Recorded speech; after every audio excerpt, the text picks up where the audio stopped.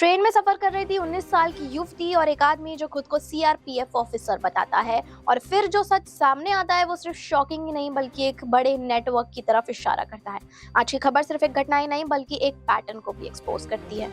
ये पूरा मामला चित्रकूट एक्सप्रेस का है, जहां एक युवती 38 साल के आदमी के साथ मध्य प्रदेश से लखनऊ जा रही थी।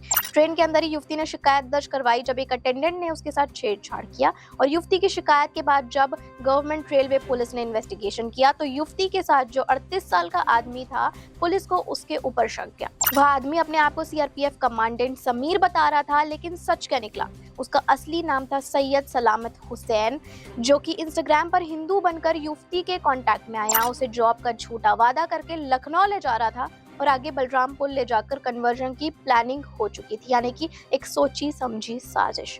अब यह मामला और भी गंभीर हो जाता है। इन्वेस्टिगेशन में ये भी सामने आ रहा है कि इस केस के लिंक्स एक बड़े कन्वर्जन नेटवर्क से जुड़े हो सकते हैं, और इसी लाइन में पुलिस केजीएमयू वाले रमीज केस की भी जांच कर रही है। अगर आपको याद हो, लखनऊ के केजीएमयू केस में भी डॉक्टर रमीज पे कन्वर्जन के गंभीर आरोप लगे थे। मैंने इस पे पहले भी एक और वीडियो बनाई है, उसकी लिंक कैप्शन में मेंशन्ड है, आप देख लीजिएगा। खैर, सैयद के ऊपर आरोप है लड़कियों को रिलेशनशिप के नाम पर जाल में फंसाना, शादी का झूठा वादा करना, शोषण करना और फिर कन्वर्जन के लिए जबरन मजबूर करना।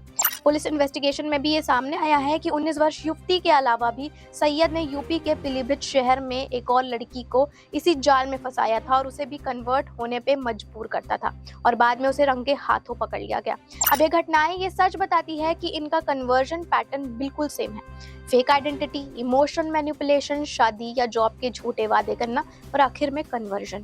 इससे एक और बात यहाँ साफ हो जाती है कि ये एकमात्र केस नहीं है, ये एक नेटवर्क हो सकता है जहाँ एक ही तरीके से लड़कियों को टारगेट किया जाता है, और अगर इस केस के तार केजीएमयू रमीज से जुड़े पाए गए तो ये कन्वर्जन गैंग नेटवर्क और भी ऑब्वियस हो जाएगा। फिलहाल पुलिस की इन्वेस्टिगेशन जारी है और नेटवर्क के लिंक्स ट्रेस किए जा रहे हैं, और याद रखिए ये सिर्फ एक क्राइम स्टोरी नहीं है बल्कि एक वार्निंग भी है। सावधान रहिए, सतर्क रहिए।